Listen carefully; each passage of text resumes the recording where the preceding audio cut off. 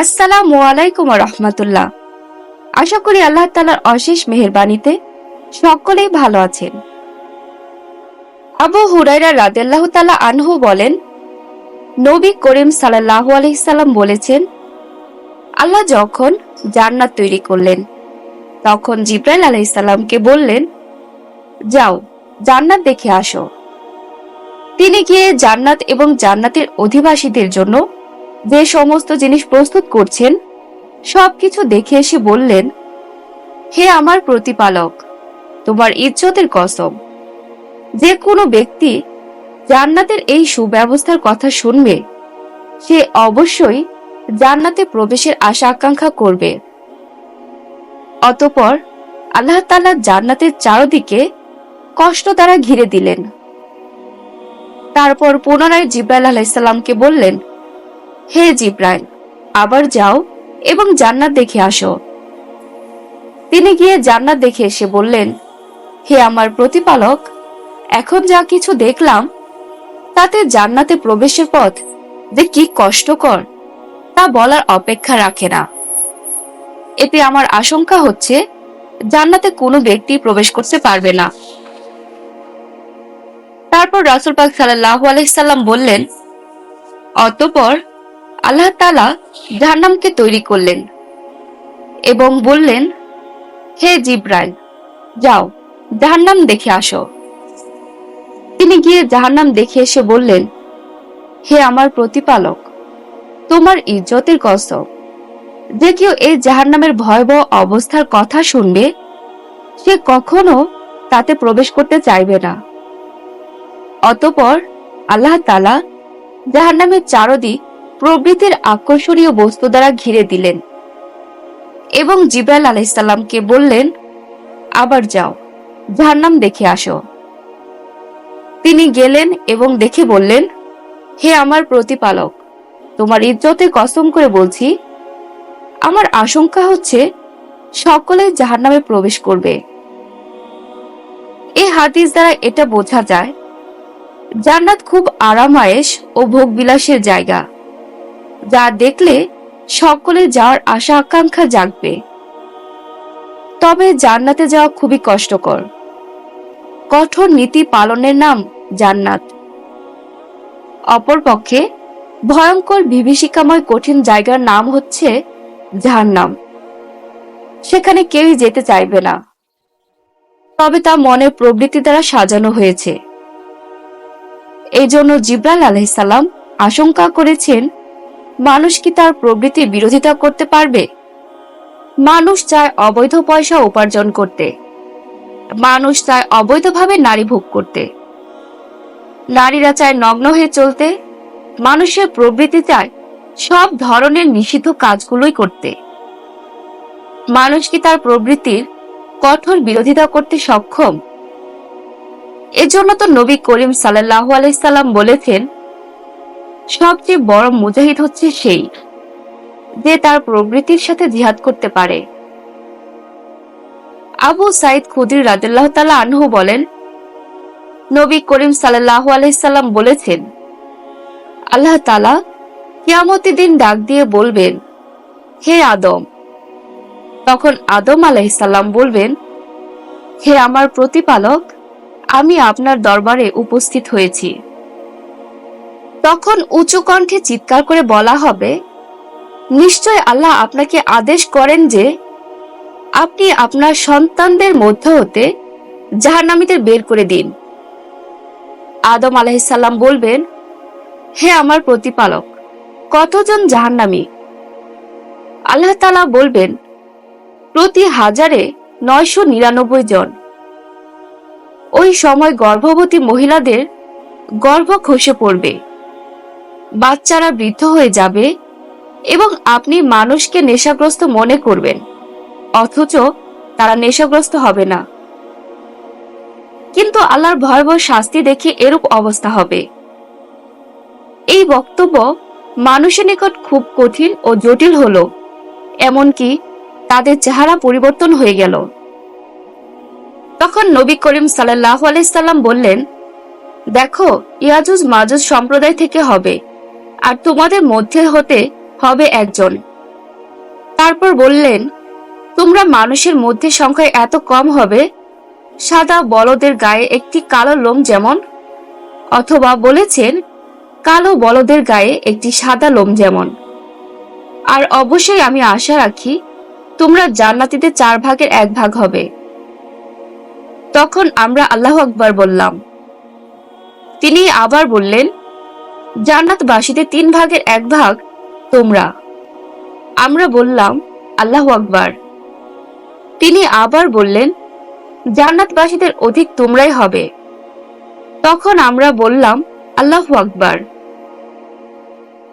আবু হুরায়রা রাদিয়াল্লাহু তাআলা আনহু বলেন, রাসূল পাক সাল্লাল্লাহু আলাইহি সাল্লাম বলেছেন, জাহান্নামকে মনের প্রবৃত্তি ও কামনা বাসনা দ্বারা ঢেকে রাখা হয়েছে, আর জান্নাতকে ঢেকে রাখা হয়েছে নিয়ম নীতি ও বিপদ মুসিবত দ্বারা। হাদিসের মর্ম হলো, প্রবৃত্তি বা কামনা বাসনার পরিণাম জাহান্নাম, আর প্রবৃত্তির চাহিদাকে দমন করে খুব কষ্ট করে নিয়ম নীতি পালন করার পরিণাম হচ্ছে জান্নাত। আবু হুরায়রা রাদিয়াল্লাহু তাআলা আনহু বলেন, রাসূল পাক সাল্লাল্লাহু আলাইহি সাল্লাম বলেছেন, তোমাদের ব্যবহৃত আগুনের উত্তাপ জাহান্নামের আগুনের উত্তাপের 70 ভাগের 1 ভাগ মাত্র। বলা হলো, হে আল্লাহর রাসূল সাল্লাল্লাহু আলাইহি সাল্লাম, জাহান্নামীদের শাস্তি প্রদানের জন্য দুনিয়ার আগুনই তো যথেষ্ট ছিল। নবী করিম সাল্লাল্লাহু আলাইহি সাল্লাম বললেন, দুনিয়ার আগুনের উপর তার সমপরিমাণ তাপ সম্পন্ন জাহান্নামের আগুন আরো 69 গুণ বাড়িয়ে দেওয়া হবে। ইবনে মাসউদ রাদিয়াল্লাহু তাআলা আনহু বলেন, রাসূল পাক সাল্লাল্লাহু আলাইহি সাল্লাম বলেছেন, কিয়ামতের দিন জাহান্নামকে এমন অবস্থায় টেনে নিয়ে যাওয়া হবে যে তার 70,000 লাগাম হবে এবং প্রতিটি লাগামের সাথে 70,000 ফেরেশতা থাকবেন। তারা জাহান্নামকে টেনে হেঁচড়ে বিচারের মাঠে উপস্থিত করবেন।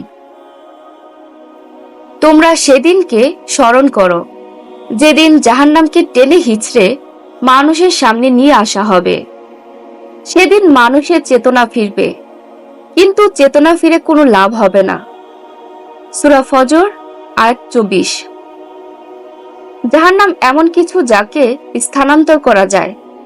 জাহান্নামকে টেনে মানুষের সামনে আনা হবে, যেখানে 70,000 ফেরেশতা থাকবে, আর এই জাহান্নামের উপর পুলসিরাত নির্মাণ করা হবে। নুমান ইবনে বশির রাদিয়াল্লাহু তাআলা আনহু বলেন, রাসূল পাক সাল্লাল্লাহু আলাইহি সাল্লাম বলেছেন, জাহান্নামীদের মধ্যে সবচেয়ে সহজ শাস্তি ওই ব্যক্তির হবে যাকে আগুনের ফিতা সহ 2টি জুতা পরানো হবে। এতে তার মাথার মগজ এমন ভাবে ফুটতে থাকবে যেমন জ্বলন্ত চুলার উপর তামার পাত্র ফুটতে থাকে। সে মনে করবে তার চেয়ে কঠিন শাস্তি আর কেউ ভোগ করছে না, অথচ সেই হবে সহস্র শাস্তিপ্রাপ্ত ব্যক্তি। 2টি আগুনের জুতার কারণে যদি মানুষের এই অবস্থা হয়, তাহলে যে ব্যক্তি সর্বদা আগুনের মধ্যে থাকবে তার অবস্থা কি হতে পারে? আনাস রাদিয়াল্লাহু তাআলা আনহু বলেন, রাসূল পাক সাল্লাল্লাহু আলাইহি সাল্লাম বলেছেন, কিয়ামতের দিন জাহান্নামীদের মধ্য হতে দুনিয়ার সর্বাধিক সম্পদশালী ব্যক্তিকে উপস্থিত করা হবে এবং তাকে জাহান্নামের আগুনে ডুবিয়ে তোলা হবে। অতঃপর তাকে বলা হবে, হে আদম সন্তান, তুমি কি কখনো আরাম-আয়েশ দেখেছ? পূর্বে কি কখনো তোমার নিয়ামতে সুখ শান্তি অর্জিত হয়েছিল? সে বলবে, না, আল্লাহর কসম, হে আমার প্রতিপালক, আমি কখনো সুখ ভোগ করিনি। তারপর জান্নাতীদের মধ্য হতে এমন একজন ব্যক্তিকে উপস্থিত করা হবে যে দুনিয়াতে সর্বাপেক্ষা কঠিন জীবনযাপন করেছিল। তখন তাকে মুহূর্তের জন্য জান্নাতে প্রবেশ করিয়ে জিজ্ঞেস করা হবে, হে আদম সন্তান, কখনো কঠিন সমস্যা ও কঠোরতার সম্মুখীন হয়েছিলে? সে বলবে, না, আল্লাহর কসম, হে আমার প্রতিপালক, আমি কখনো দুঃখ কষ্টে পতিত হইনি, আর কখনো কোনো কঠোর অবস্থার মুখোমুখিও হইনি।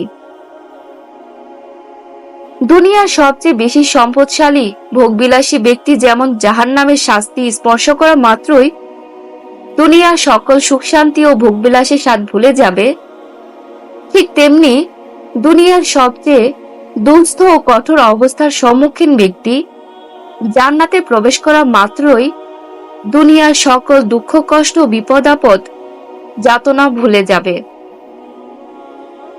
আনাস রাদিয়াল্লাহু তাআলা আনহু বলেন, নবী করিম সাল্লাল্লাহু আলাইহি সাল্লাম বলেছেন, মহান আল্লাহ তাআলা কিয়ামতের দিন সর্বাপেক্ষা কম ও সহস্র শাস্তিপ্রাপ্ত ব্যক্তিকে বলবেন, যদি গোটা পৃথিবী পরিমাণ সম্পদ তোমার থাকত, তাহলে তুমি কি সমস্ত কিছুর বিনিময়ে এই শাস্তি হতে মুক্তি পাওয়ার চেষ্টা করতে? সে বলবে, হ্যাঁ। তখন আল্লাহ তাআলা তাকে বলবেন, আদমের ওরসে থাকাকালে এর চাইতেও সহজতর বিষয়ের হুকুম করেছিলাম যে আমার সাথে কাউকে শরীক করো না, কিন্তু তুমি তা অমান্য করেছ এবং আমার সাথে শরীক করেছ। এই হাদিস থেকে বোঝা গেল, জাহান্নাম এমন এক কঠিন জায়গা, গোটা পৃথিবীর বিনিময়ে হলেও মানুষ জাহান্নাম হতে মুক্তি চাইবে, কিন্তু তার কোনো কথাই শোনা হবে না। অথচ দুনিয়াতে শিরক মুক্ত থাকতে পারলেই একদিন জান্নাত পাওয়া যাবে আশা করা যায়। সামুরা ইবনে জুনদুব রাদিয়াল্লাহু তাআলা আনহু হতে বর্ণিত, নবী করিম সাল্লাল্লাহু আলাইহি সাল্লাম বলেছেন, জাহান্নামীদের মধ্যে কোনো লোক এমন হবে যার পায়ের টাকনু পর্যন্ত জাহান্নামের আগুন হবে, কারো হাঁটু পর্যন্ত, কারো হবে কোমর পর্যন্ত এবং কারো হবে কাঁধ পর্যন্ত।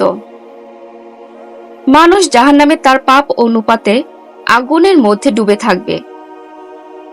এই ব্যাপারে মহান আল্লাহ তাআলা বলেন, অচিরেই আমি প্রত্যেক অপরাধীকে আগুনে পাহাড়ে চড়াবো।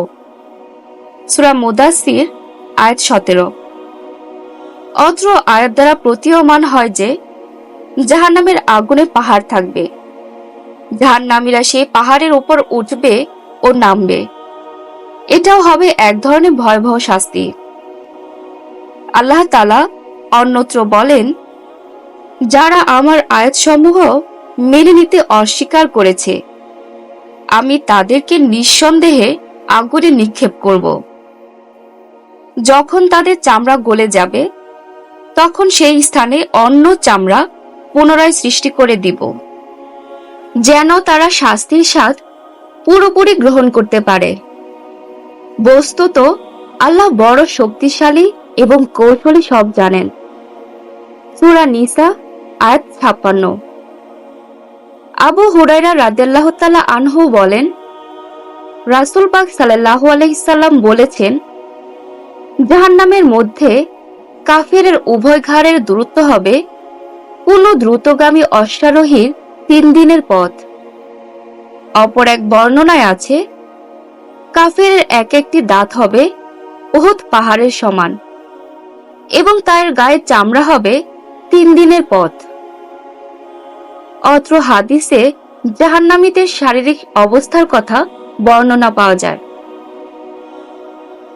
আবু সাঈদ খুদরি রাদিয়াল্লাহু তাআলা আনহু বলেন, নবী করিম সাল্লাল্লাহু আলাইহি সাল্লাম বলেছেন, যখন উত্তাপ বাড়বে তখন জোহরের সালাত শীতল করে আদায় করো, কারণ উত্তাপের আধিক্য জাহান্নামের ভাব। জাহান্নাম তার প্রতিপালকের নিকট অভিযোগ করে বলেছিল, হে আমার প্রতিপালক, উত্তাপের তীব্রতায় আমার একাংশ অপরাংশকে খেয়ে ফেলছে। তখন মহান আল্লাহ তাআলা জাহান্নামকে 2টি নিঃশ্বাসের অনুমতি দিলেন। বুখারীর এক বর্ণনায় রয়েছে, তোমরা যে গরম অনুভব করো তা জাহান্নামের গরম নিঃশ্বাসের কারণে, আর তোমরা শীত অনুভব করো তা জাহান্নামের শীতল নিঃশ্বাসের কারণে। এই হাদিস দ্বারা বোঝা গেল, জাহান্নামে যেমন আগুনের তাপে প্রচন্ড উত্তপ্ত এলাকা রয়েছে, তেমনি প্রচন্ড শীতল এলাকাও রয়েছে, আর উভয় স্থান মানুষকে কঠোর শাস্তি দেওয়ার জন্য। ইবনে আব্বাস রাদিয়াল্লাহু তাআলা আনহু বলেন, রাসূলুল্লাহ সাল্লাল্লাহু আলাইহি সাল্লাম বললেন, আমি জান্নাতের প্রতি লক্ষ্য করলাম। জান্নাতের অধিকাংশ অধিবাসী গরিব। অতঃপর জাহান্নামের প্রতি লক্ষ্য করে দেখলাম জাহান্নামের অধিকাংশ অধিবাসী নারী। আবু হুরায়রা রাদিয়াল্লাহু তাআলা আনহু থেকে বর্ণিত এক হাদিসে নবী করিম সাল্লাল্লাহু আলাইহি সাল্লাম বলেছেন, কিয়ামতের দিন কাফেরদের দাঁত হবে উহুদ পাহাড়ের ন্যায়, আর রান বা উরু হবে বাইজা পাহাড়ের মতো মোটা। জাহান্নামে তার বসার স্থান হচ্ছে 3 দিনের দূরত্ব এমন পথের সমান প্রশস্ত জায়গা, যেমন মদিনা হতে রাবাজ নামক জায়গার দূরত্বের ব্যবধান।